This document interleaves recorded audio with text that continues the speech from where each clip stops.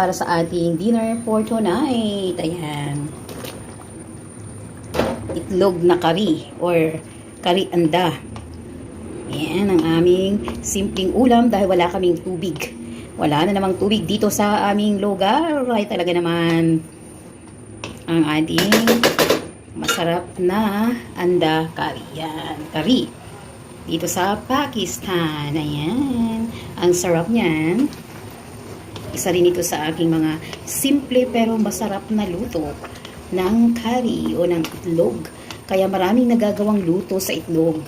At dahil hindi basta-basta ang presyo ng itlog ngayon, kaya naman siya ay talaga namang ulam na.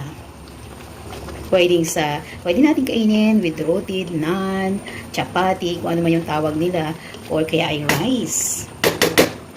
O diba? Sarap na curry anda o egg curry or curry.